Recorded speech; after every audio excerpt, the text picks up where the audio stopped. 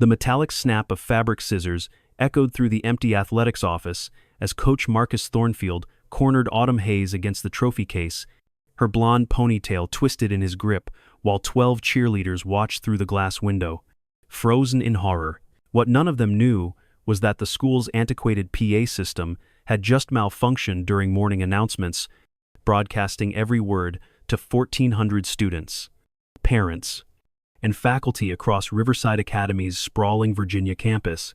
Maybe now you'll learn some respect for authority. Thornfield snared, completely unaware that his voice was streaming live through every classroom speaker, every parent portal, and every connected device in the school district. The girl he'd underestimated as just another privileged blonde was about to deliver a roundhouse kick that would not only save her hair, but expose 2 decades of systematic abuse and end his untouchable reign forever. What happened in the next 60 seconds would trigger federal investigations, destroy careers, and prove that sometimes the quietest revolution begins with one person refusing to stay silent. Autumn Hayes had been at Riverside Academy for exactly 17 days when she realized the prestigious Virginia boarding school operated under rules that had nothing to do with the student handbook. At 17, she possessed the kind of natural confidence that came from growing up as the daughter of federal prosecutor Diana Hayes and civil rights attorney James Hayes. Her parents had enrolled her at Riverside not because they couldn't afford public school, but because they believed their brilliant daughter deserved every advantage their successful careers could provide. Standing 5 feet 6 inches with golden hair that fell past her shoulders and clear blue eyes that missed nothing, Autumn had inherited her mother's analytical mind and her father's unwavering sense of justice. What her application hadn't mentioned was the 6 years of Taekwondo training at Master Kim's dojo in Washington, D.C., or the fact that she'd earned her black belt 3 months before starting at Riverside. Her parents had agreed to keep that information private, hoping their daughter could navigate prep school politics without the complications that came with being known as the girl who could fight. Riverside Academy sat on 200 acres of perfectly manicured grounds in Charlottesville, its red brick buildings and white columns projecting an image of Southern tradition and academic excellence. Founded in 1892 by tobacco magnates and railroad barons, the school had evolved with the times just enough to maintain its federal funding while preserving the power structures that kept certain families in control. Tuition ran $65,000 per year, ensuring that most students came from families where money talked louder than merit. The cheerleading squad at Riverside wasn't just an athletic team, it was a carefully curated display of the school's values. Coach Marcus Thornfield had controlled the program for 15 years, molding generations of young women into what he called proper Southern ladies who understand their role in supporting masculine excellence. At 48, he possessed the kind of weathered handsomeness that came from decades of outdoor coaching, combined with the absolute confidence of a man who'd never faced real consequences for his actions. Thornfield's empire extended far beyond the cheerleading program. As director of student activities, he controlled budgets, schedules, and opportunities for every extracurricular program at Riverside. His influence reached into admissions, disciplina, and even academics through his close relationships with board members and major donors. Parents sought his approval, knowing that a positive recommendation from Marcus Thornfield could open doors to elite universities and prestigious internships. The red flags appeared during Autumn's first week. The cheerleading team was required to serve meals to the football players before every game, wearing uniforms that emphasized their role as decorative supporters rather than athletes in their own right. Practice times were scheduled around the boys' sports programs, forcing the girls to train at 6 a.m. or after 9 p.m. when the gymnasium was finally available. The team's budget was a fraction of what the football program received, despite the fact that the cheerleaders had won 3 consecutive state championships. Most disturbing was the culture of unquestioning obedience that Thornfield demanded. Girls who questioned his methods found themselves benched for attitude problems. Those who challenged his authority faced systematic harassment until they either conformed or transferred to other schools. The previous year's team captain, Sarah Chen, had mysteriously decided to focus on academics after raising concerns about practice scheduling conflicts with AP classes. Autumn's first direct confrontation with Thornfield occurred during her second week at Riverside. The cheerleading squad had been assigned to decorate the gymnasium for homecoming, while the football team enjoyed a catered lunch and film session As Autumn climbed a ladder to hang streamers, she noticed that the girls' locker room was flooding due to a broken pipe that maintenance had repeatedly postponed fixing. "Coach Thornfield," she called across the gymnasium. "The girls' locker room is flooded again. When will maintenance actually fix the plumbing issue?" The gym fell silent. 22 cheerleaders stopped working, watching to see how their coach would respond to such a direct question from the new girl. Thornfield approached slowly, his cleats clicking against the polished floor with deliberate menace. "Miss Hayes," he said, his voice carrying the kind of southern charm that barely concealed irritation, "at Riverside Academy, we have a chain of command. Young ladies don't question administrative decision. They trust that their elders know what's best for them." Autumn climbed down from the ladder, meeting his gaze steadily. "Actually, Coach, Title IX requires equal facility access for male and female athletes. The boys' locker room has working plumbing and air conditioning. The girls' locker room has been flooded for 3 weeks. That's not a chain of command issue, that's a federal compliance issue." The temperature in the room seemed to drop 10 degrees. Thornfield's smile never wavered. But something dangerous flickered in his eyes. "Well, aren't you just full of book learning? Tell me, Miss Hayes, did they teach you about respect where you come from?" "They taught me to expect equal treatment under the law," Autumn replied calmly, "and they taught me to speak up when I see something wrong." Thornfield circled her slowly, like a predator assessing prey. "The thing about respect, Miss Hayes, is that it has to be earned, and at Riverside Academy, new students earn respect by showing they understand how things work here, not by questioning authority figures who've been building champions longer than you've been alive." The confrontation ended when Principal Elizabeth Caldwell entered the gymnasium, forcing Thornfield to return to his coaching duties. But Autumn caught the look he gave her as she climbed back up the ladder, a promise that their conversation was far from over. The harassment began subtly, the way it always did, at institutions that had perfected the art of maintaining plausible deniability. Autumn's locker combination was mysteriously changed twice in 1 week. Her practice clothes disappeared from the team laundry service, forcing her to wash them in the dormitory sink. Equipment malfunctioned whenever she used its safety mats that shifted during tumbling passes, sound systems that cut out during her routines, water bottles that tasted suspiciously salty. More troubling was the social isolation. Team captain Brittany Morrison, a senior whose father sat on the board of trustees, made it clear that supporting Autumn meant risking your own position.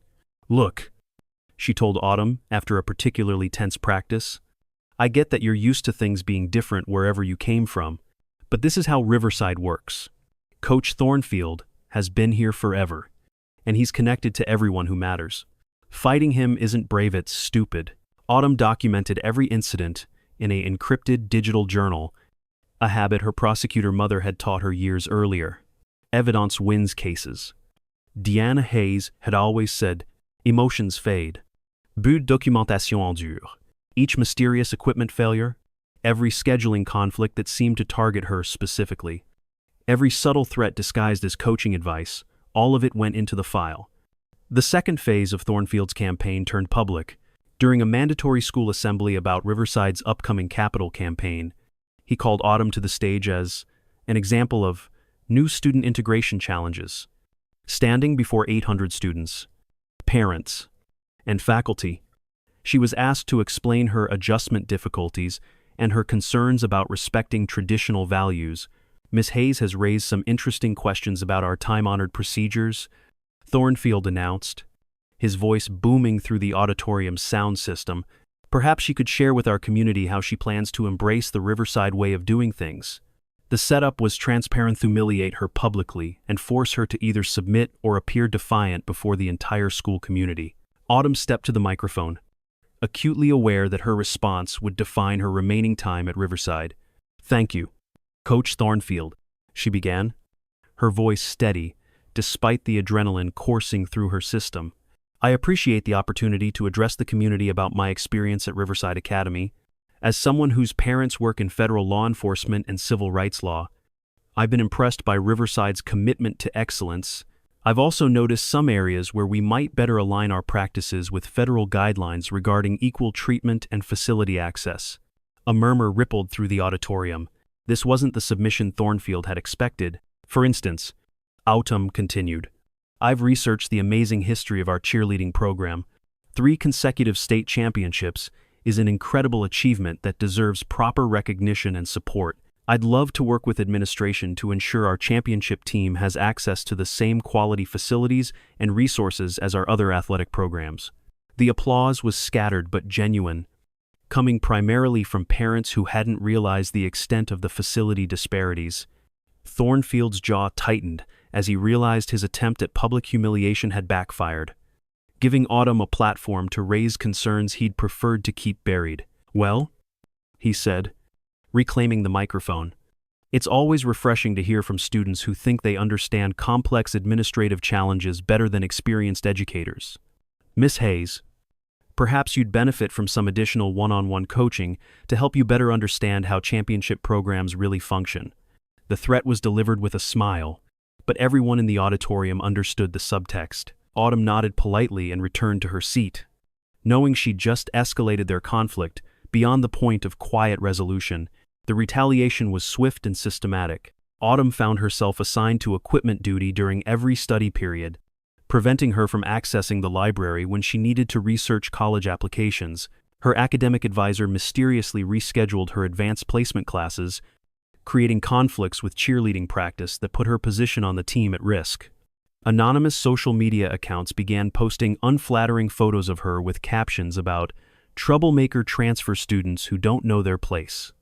Most seriously, her teammates began distancing themselves under pressure from Thornfield and team leadership. Practice became an exercise in isolation, with Autumn running drills alone while the other girls worked in carefully coordinated groups. The message was clear: conform or be exiled. The breaking point came on a Tuesday morning in late October. Autumn arrived at school to find her car's windshield covered with raw eggs and shaving cream, spelling out "traitor" in letters visible from across the parking lot. Security footage of the incident had mysteriously malfunctioned, leaving no evidence of who was responsible. As she stood in the parking lot at 7 a.m., scraping dried egg from her windshield with a plastic scraper from her emergency kit, Assistant Principal Robert Hayes approached with what appeared to be genuine concern. "Miss Hayes, I'm sorry this happened to you," he said, surveying the damage. "Unfortunately, without security footage, there's not much we can do officially. But I wanted you to know that some of us on the faculty are aware of the challenges you've been facing." Autumn looked up from her cleaning efforts. "Challenges?" Hayes glanced around to ensure they weren't being overheard. "Coach Thornfield has a lot of influence here, but he doesn't speak for everyone. There are those of us who believe Riverside should evolve with the times, not hide behind tradition to justify outdated practices." For the first time since arriving at Riverside, Autumn felt like she wasn't entirely alone. "What are you suggesting?" "Mr. Hayes, I'm suggesting that documentation matters," he said carefully, "and that federal oversight exists for a reason. Sometimes change requires external pressure when internal pressure isn't sufficient." He handed her a business card for the Department of Education's Office for Civil Rights, just in case you ever feel like your concerns aren't being addressed through proper channels. That afternoon, Autumn made 2 phone calls. The first was to her mother, sharing the documentation she'd been collecting and requesting legal advice about Title IX complaint procedures. The second was to the number on Mr. Hayes' business card, beginning a formal inquiry into Riverside Academy's compliance with federal gender equity requirements. The investigation would take months to complete, but the inquiry itself triggered immediate changes in how administration handled her concerns. Suddenly, locker combinations stopped changing mysteriously. Equipment functioned properly during her use. Practice schedules became more equitable. But Coach Thornfield's behavior grew increasingly erratic as he realized his authority was being challenged not just by a student, but by federal oversight. During practice on the Wednesday following her phone calls, he called the entire team together for what he announced as a character-building exercise. "Ladies," he began, pacing in front of the assembled cheerleaders like a drill sergeant, "it's come to my attention that some members of this team believe they're above the traditions and values that have made Riverside Academy great. Some individuals think they can use outside influence to change rules that have worked for generations." His eyes fixed on Autumn as he continued. "But real champions understand that strength comes from unity, not from individual grandstanding. Real champions know that questioning authority weakens the entire team. He stopped directly in front of Autumn. Miss Hayes. Step forward. Every instinct Diana Hayes had taught her daughter about predator behavior screamed warnings. Autumn remained seated on the gymnasium bleachers. Coach, if you have concerns about my performance, I'd prefer to discuss them privately or with a counselor present. Thornfield's smile was cold as winter. Oh, this is very much a team matter. You see, ladies, this is what happens when someone forgets that individual desires must be subordinate to team success. Miss Hayes has decided that her personal agenda matters more than championship traditions. He pulled something from his coaching bag, a pair of fabric scissors. The heavy-duty kind used to cut athletic tape and uniform modifications. Sometimes, when people get too proud, too convinced of their own importance, they need to be reminded that privileges can be taken away just as easily as they're given. The gymnasium fell silent except for the hum of fluorescent lights and the distant sound of traffic on the campus drive. 11 cheerleaders watched in growing horror as their coach advanced on Autumn with cutting implements in his hand. Coach Thornfield, Autumn said, standing slowly and backing toward the equipment room door. This isn't appropriate. I'm going to call for supervision. Supervision? Thornfield laughed, a sound devoid of warmth. I am the supervision. Miss Hayes, and it's time you learned what happens to young ladies who think they're smarter than the system that's worked perfectly well without their input. The equipment room door was locked. The main gymnasium exit was blocked by Thornfield's position. The only witnesses were 11 teenage girls, too terrified to intervene against a powerful adult authority figure. Autumn's training kicked in as she assessed distances, angles, and options, while appearing outwardly calm. What you're suggesting constitutes assault, she said clearly, her voice carrying across the gymnasium. Cutting a student's hair without consent is a criminal offense. Coach Thornfield. Criminal offense, he mocked, moving closer with the scissors extended. You really think anyone's going to believe you tried to fight off a coach who was simply trying to help you understand appropriate grooming standards? Poor little scholarship girl gets hysterical when offered guidance about fitting in better. Autumn realized with crystal clarity that this was the moment her mother had prepared her for when documentation and proper channels failed. When authority figures abused their power, when the system designed to protect students became the mechanism of their victimization. You're right about one thing, she said, her voice steady. Despite the adrenaline flooding her system, this is about understanding appropriate standards. Thornfield lunged forward, grabbing for her ponytail with his free hand while raising the scissors with the other. But what he hadn't accounted for was 6 years of taekwondo training. Muscle memory developed through thousands of hours of practice, and the absolute moral clarity that comes from being completely in the right. Autumn pivoted on her left foot as Thornfield's hand closed around her hair, her right leg sweeping up in a perfect roundhouse kick that connected with his wrist, just as the scissors began to close. The impact was precise and controlled enough force to disarm him without causing permanent damage. Exactly as Master Kim had taught her. The scissors flew across the gymnasium floor, clattering against the far wall as Thornfield stumbled backward, clutching his wrist and staring at her in shock. What the hell, he began, but his words were cut off by a voice crackling through the gymnasium's PA system. This is Principal Caldwell. All students and faculty in the main gymnasium, please remain exactly where you are. Campus security and the county sheriff's department are en route. Autumn looked up at the speaker, mounted high on the gymnasium wall, then at the red light blinking on the equipment room's security camera that she hadn't noticed before. A smile played at the corners of her mouth as she realized what had just happened. The PA system at Riverside Academy was notorious for its glitches and accidental broadcasts, but sometimes, just sometimes, those glitches worked in favor of justice. Coach Thornfield, she said clearly, knowing that her voice was being broadcast throughout the school and recorded by multiple systems. You just attempted to assault a student with a weapon because she filed a federal civil rights complaint. Everything that just happened was broadcast live and recorded by school security systems. The color drained from Thornfield's face as the full implications hit him. 15 years of untouchable authority. 2 decades of systematic abuse, hidden behind plausible deniability, and a carefully constructed empire of control had just collapsed in the space of 60 seconds. The gymnasium doors burst open as campus security rushed in, followed closely by Principal Caldwell and Assistant Principal Hayes.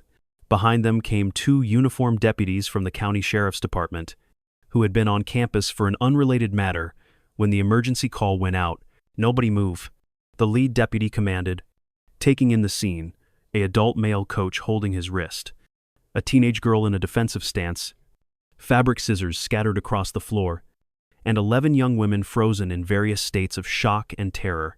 Principal Caldwell's face was gray as she approached the microphone that was still broadcasting throughout the school. "This is Principal Caldwell. The situation in the main gymnasium is under control. All classes will continue as scheduled. Parents, please be aware that we will be sending detailed information about today's incident through official channels." She turned to Thornfield, her voice shaking with anger and dismay. "Marcus, what have you done?" But before he could answer, Autumn stepped forward, speaking directly to the deputies. "Officers, I need to report an attempted assault.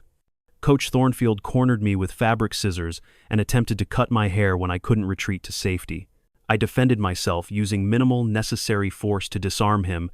Everything was recorded by the school's security system and broadcast live through the PA." The lead deputy nodded, pulling out his notepad. "Miss, are you injured?" "No, sire. My training allowed me to defend myself without being harmed." "Training?" 6 years of Taekwondo." "Sire, I have a black belt." Thornfield finally found his voice. "She attacked me. This is ridiculous. I was trying to help her understand appropriate grooming standards, and she assaulted me with some kind of martial arts move." The deputy looked between them, then at the scissors lying 15 feet away, then back at Thornfield. "Sir, you're saying you approached a student with cutting implements to address grooming standards? It's not how it sounds, because what it sounds like," the deputy continued, "is that you cornered a minor with a weapon and attempted to cut her hair against her will. Is that accurate?"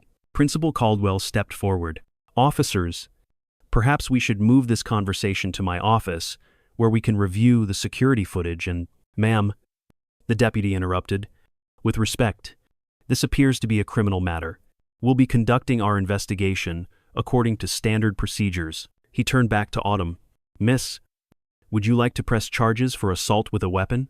Autumn looked at Thornfield, whose career and reputation were hanging by a thread. She thought about all the girls who had suffered his abuse in silence, all the students who had transferred rather than fight, all the talent and potential that had been crushed under his need for control. "Yes, sire," she said clearly. "I absolutely want to press charges." The deputy nodded and turned to his partner. "Read him his rights." As they handcuffed Coach Marcus Thornfield in front of 11 cheerleaders and the assembled school staff, Autumn realized that the real fight was just beginning. The recording of the incident would be evidence in criminal proceedings. The federal investigation would expand into a full audit of Riverside Academy's policies and practices. Parents would demand answers. Board members would face pressure to resign. And the culture of unquestioned authority that had protected abusers for decades would finally face a reckoning. But first, there would be questions to answer, statements to give, and a community to face that would be divided between those who supported accountability and those who preferred the comfortable silence of tradition. As campus security cleared, the gymnasium and students were dismissed to emergency study halls. Autumn sat on the bleachers where everything had started, watching custodial staff collect the scissors that had changed everything. Her phone buzzed with a text from her mother. Saw the news alert. "Are you safe? Dad and I are driving down now. So proud of you for standing up for yourself." Another message followed from Assistant Principal Hayes. "Emergency board meeting called for tonight. Federal investigators arriving tomorrow. Documentation from all sources will be crucial. You did the right thing." A third text came from an unknown number. "This is Sarah Chen. I transferred last year because of Thornfield. Thank you for doing what I couldn't. Call me if you need a witness." As Autumn walked across the now empty gymnasium toward an uncertain future, she realized that sometimes revolution begins not with grand gestures or organized movements, but with one person simply refusing to accept that this is how things are done. The scissors had been intended to cut her down to size. Instead, they had cut away the facade that hid decades of institutional abuse. The emergency board meeting at Riverside Academy began at 7 p.m. that Tuesday evening, but by 6:30, the parking lot resembled a media circus.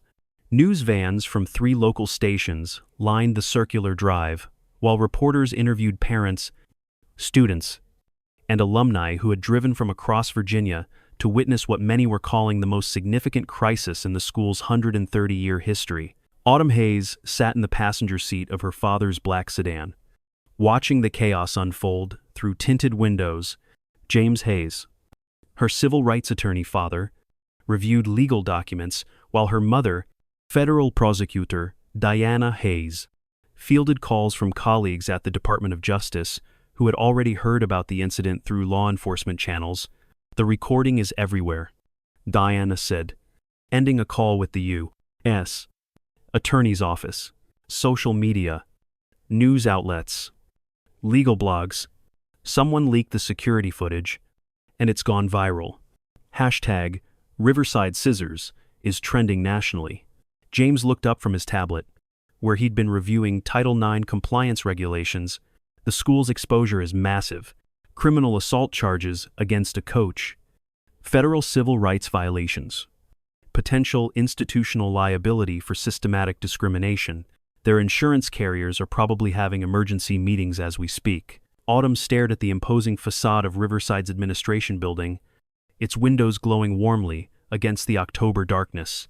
48 hours ago, she'd been just another prep school student, trying to navigate cheerleading politics and college applications.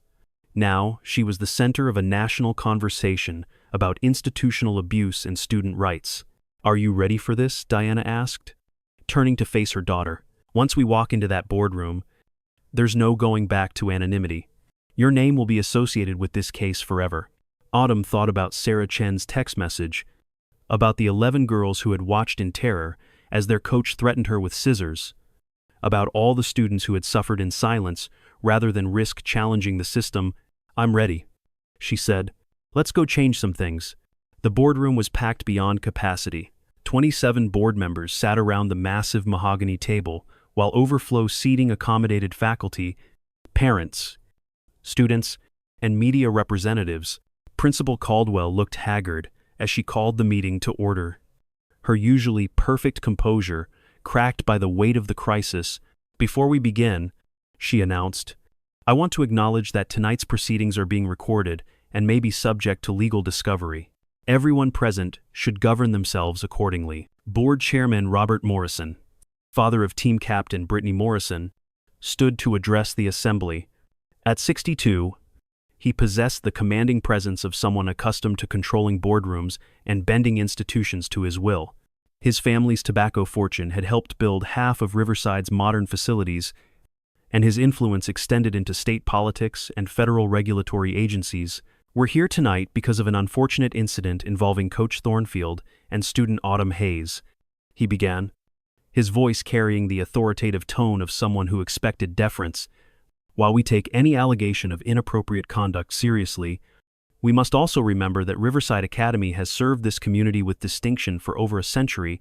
One incident, however regrettable, cannot be allowed to overshadow our institution's proud legacy."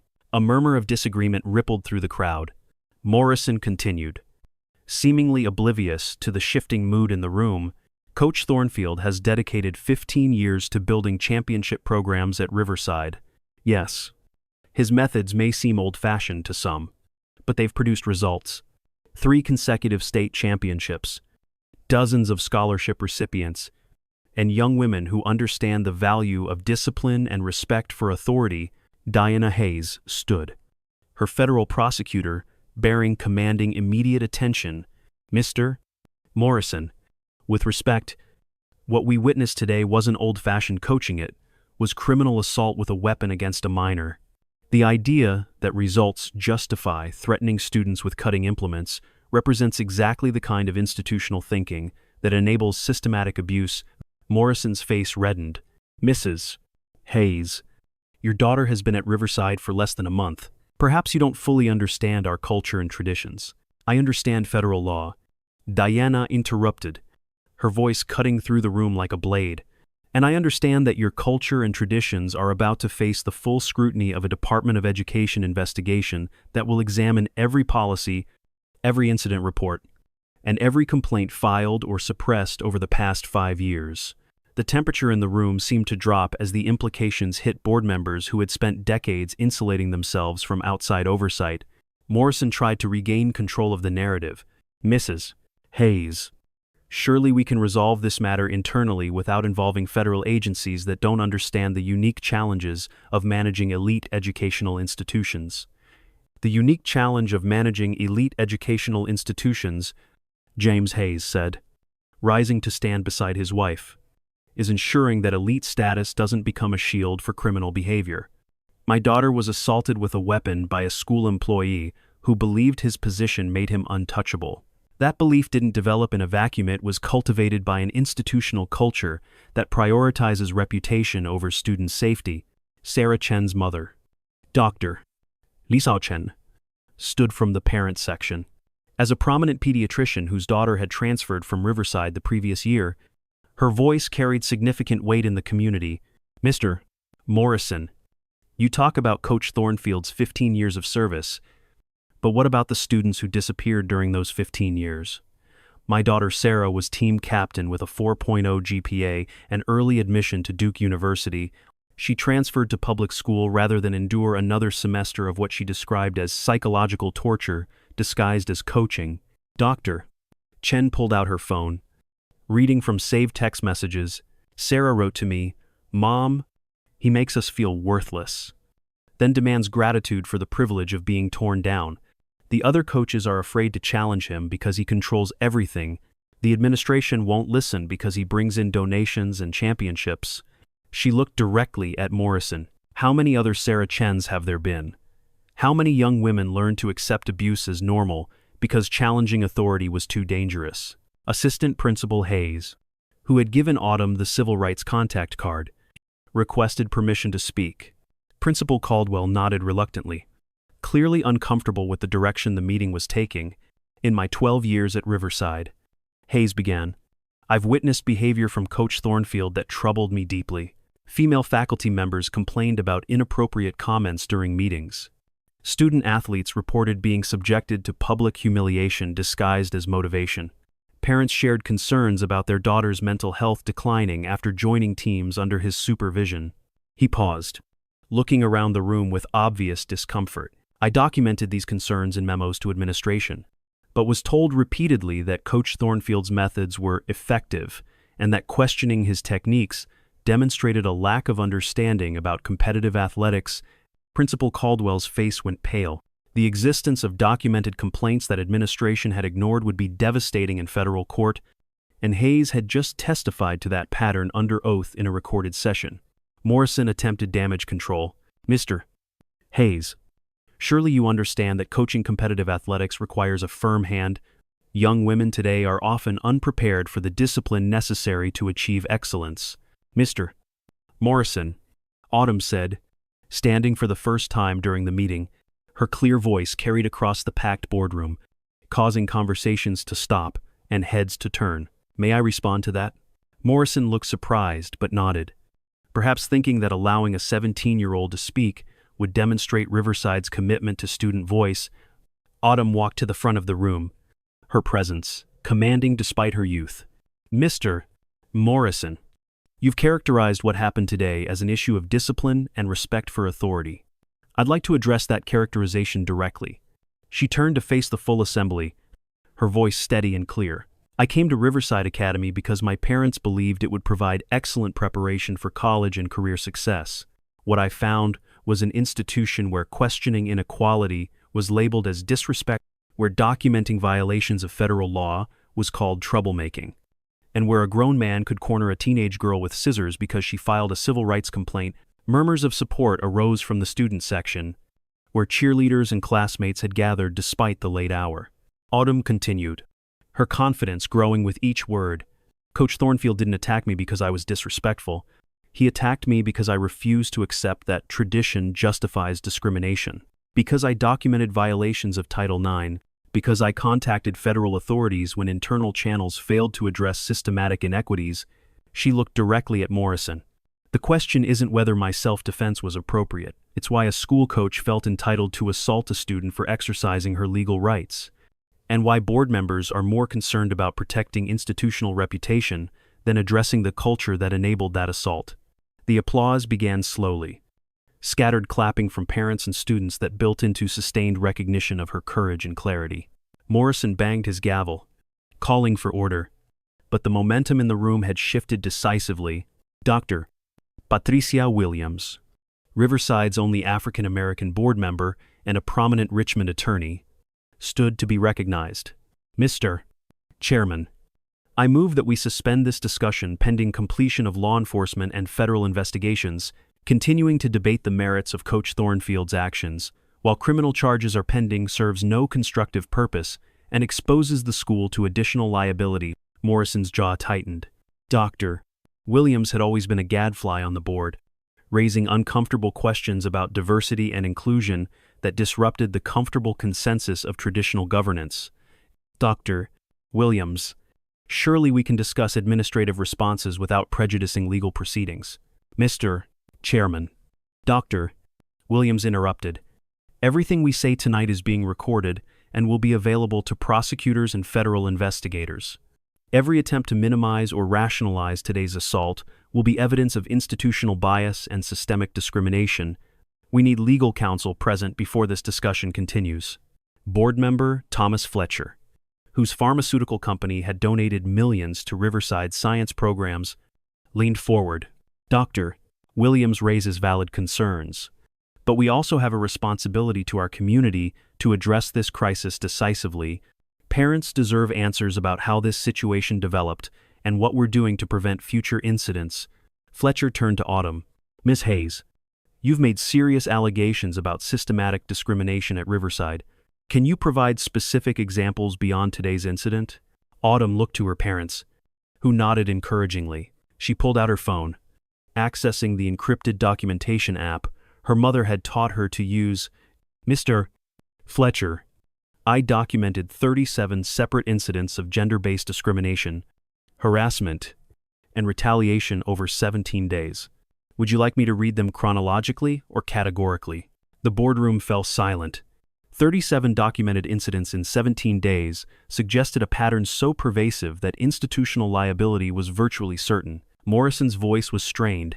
Miss Hayes, perhaps those incidents could be characterized differently by someone with more experience in educational environments. Mr. Morrison. Diana Hayes interjected.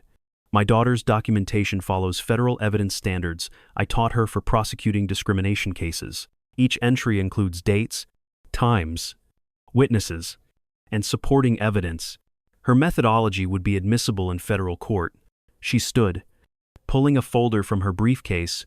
Additionally, since this afternoon, my office has been contacted by 17 former Riverside students, 8 current students, and 4 faculty members who want to provide testimony about systematic discrimination, harassment, and retaliation at this institution. Their stories span the past 8 years. The boardroom erupted in shocked conversation. 17 former students represented a massive exposure for the school, particularly if their experiences followed similar patterns of administrative indifference and institutional protection for abusive authority figures. Principal Caldwell requested permission to speak. Board members, I think we need to acknowledge that tonight's revelations require immediate action.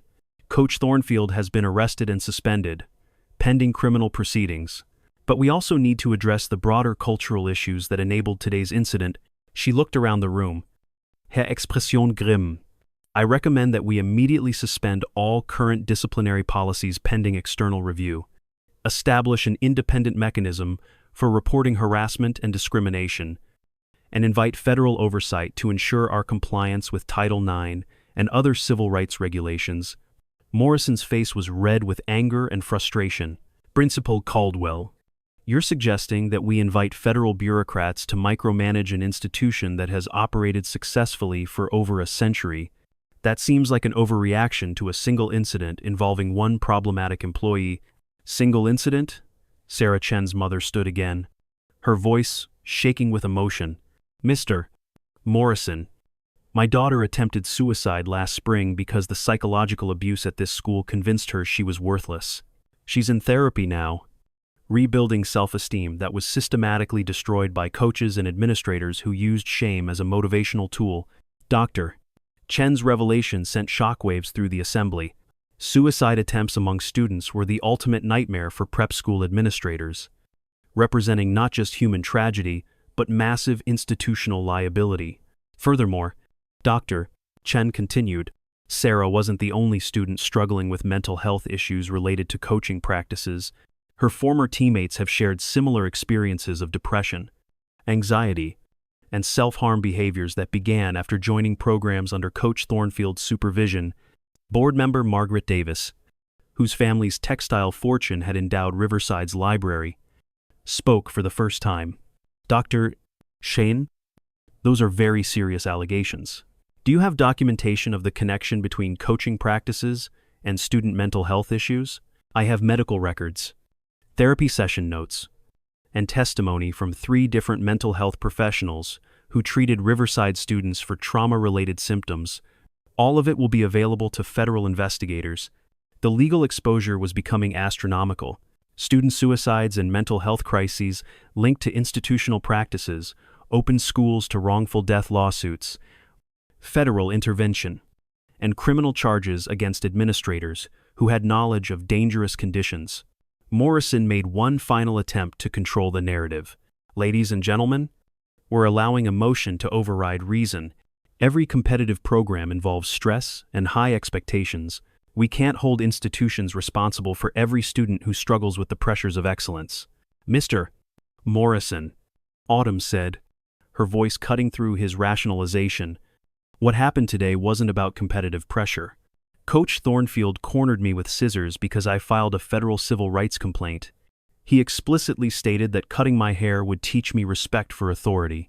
That's not coaching, that's criminal assault designed to intimidate a federal witness.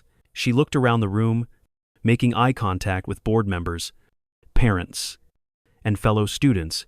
The choice before this board isn't whether to maintain competitive excellence. It's whether to continue protecting abusive authority figures who use their positions to harm students, or to create an environment where excellence and safety coexist. Dr. Williams called for a formal vote. Mr.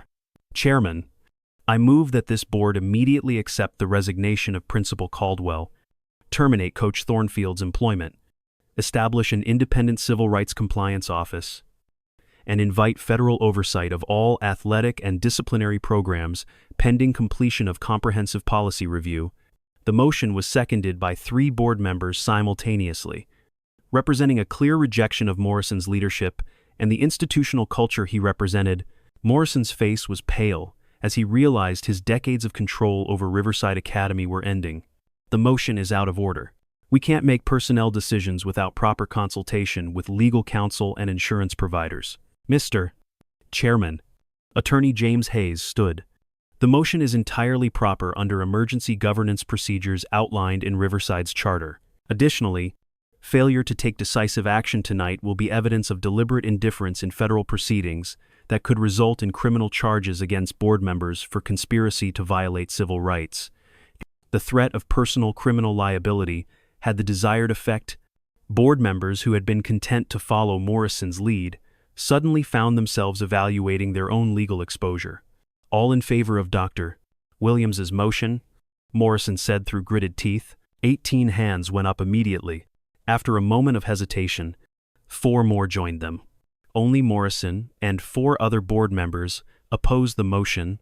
The vote represented a complete transformation of Riverside Academy's power structure, accomplished in less than 3 hours by a 17-year-old girl who had refused to accept that discrimination was acceptable tradition. As the meeting concluded and board members dispersed to handle the crisis communications that would dominate the following weeks, Autumn found herself surrounded by students, parents, and faculty members who wanted to thank her for her courage. Brittany Morrison, the former team captain, whose father had just been humiliated in his own boardroom, approached hesitantly. Autumn, I owe you an apology. I knew what Coach Thornfield was doing was wrong, but I was too scared of losing my position to speak up. You showed all of us what real leadership looks like. Sarah Chen appeared at Autumn's side. Having driven down from her new school to attend the meeting, I watched the video online, she said, embracing Autumn. 6 months ago, I couldn't imagine fighting back. Tonight, watching you face down the entire board, I realized that staying silent doesn't protect anyone, it just enables more abuse. As the Hayes family walked to their car through crowds of reporters and supporters, Autumn reflected on the events that had transformed her from prep school newcomer to civil rights advocate in less than a month. Her phone buzzed with notifications from social media, news outlets, and organizations that wanted to amplify her story. The hashtag Riverside Scissors had spawned thousands of posts from students sharing their own experiences with institutional abuse and adult authority figures who believed their positions made them untouchable. What happens next? She asked her parents as they drove away from campus for what might be the last time. Diana Hayes smiled at her daughter in the rearview mirror. Next, you finish your junior year at a school that actually deserves your talent. The federal investigation will take months, but your documentation and testimony will help ensure that what happened to you never happens to another student. James Hayes added, "You've also inspired a national conversation about student rights and institutional accountability. Law schools are already asking if they can use your case as a teaching tool for civil rights advocacy." 3 weeks later, Autumn Hayes walked into her new school, a progressive public academy in Washington, D.C., that had recruited her after news of her advocacy spread.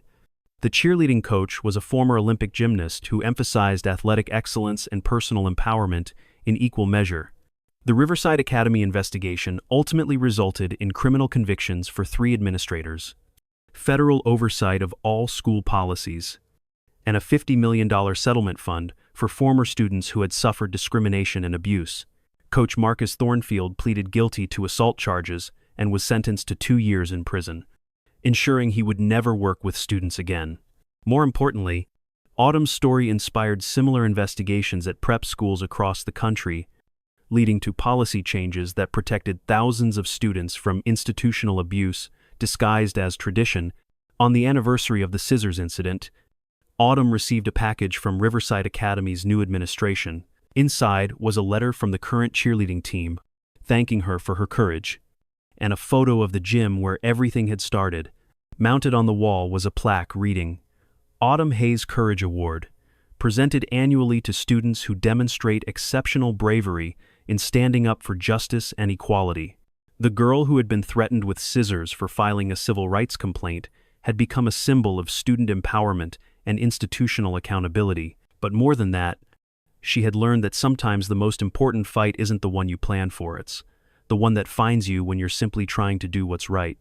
As she prepared for her senior year in college applications that would include essays about advocacy and social justice, Autumn realized that Coach Thornfield had been wrong about one thing. Cutting her hair wouldn't have taught her respect for authority. It would have taught her that authority figures who abuse their power deserve no respect at all. The scissors had been intended to silence her voice. Instead, they had amplified it to reach millions of students who needed to hear that they didn't have to accept abuse as the price of education, that questioning injustice wasn't disrespectful, and that sometimes revolution begins with one person simply refusing to be cut down to size.